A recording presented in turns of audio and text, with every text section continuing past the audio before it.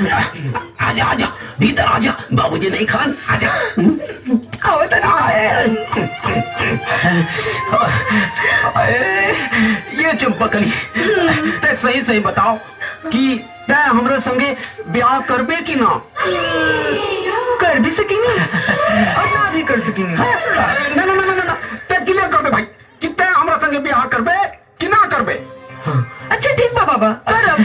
तो बात ही चंपकली कि कितना लोग के था मालूम है ना रहेला कि ब्याह के बाद का कल जाला तो बड़ा तकलीफ होला। हाँ। तो बाद में तकलीफ ना होके यही से एगो काम कल जा। काम? कौन काम? ब्याह के बाद का कल जाला, चला आज ओकर रिहर्सल कर लियल जा। ऐसा का? हाँ। ठीक बा, तो चलो करो रिहर्सल। करी।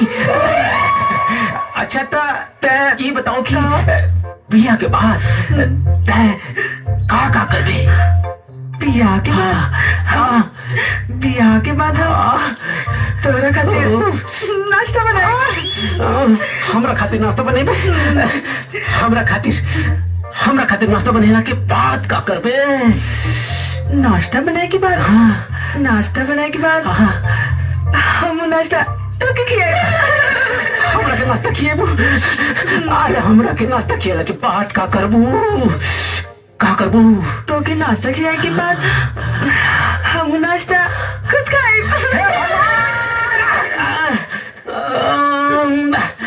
अच्छा ये बताओ कि रात में हाँ, रात में हाँ तो के खाना खियाए। हम के खाना खिएबे? अरे हम के खियाले के बाद का करते हैं? तो के खियाए के बाद हाँ। तो के खियाए के बाद वो खाना खुद खाए। अरे तो भुगमरिया खानदान के हवा करे कि बाद में खाली खा पिया के बात करता रहे। हमरा के ये समझ में नहीं क्या कि तो हमरा के समझावल क्या चाहता रहा? खोल के बतावा हमके। रुका, सोचे था हमरा के। सोचा खोल के बताई। अच्छा मान ला कि हम तहार मेहरारू हैं और तू हमार मर्द हो। का हो? मर्द। हाँ। और हम का है? मेहरारू। तो जब तू रात में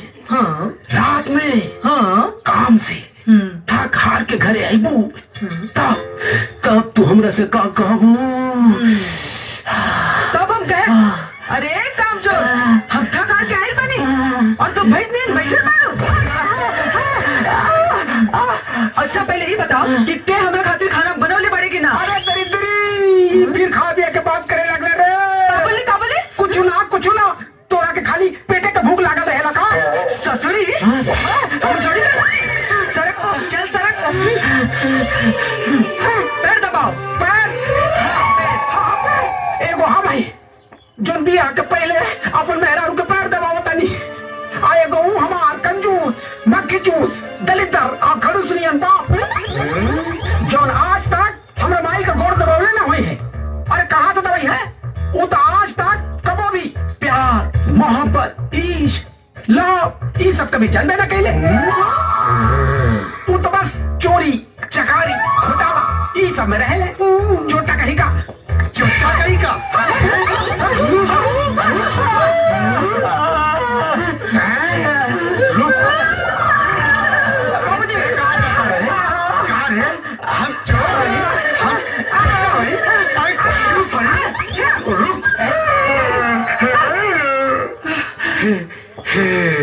बिजली रानी ओकरा के मार के हम थक गए बानी।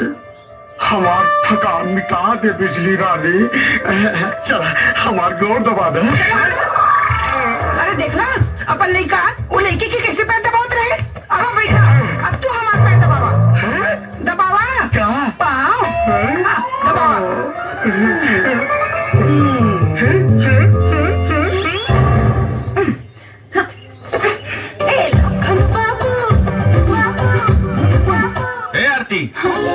अरे का ही पुराना जमाना खेल खेलता रू? अब तो नया जमाना खेल खेलाई।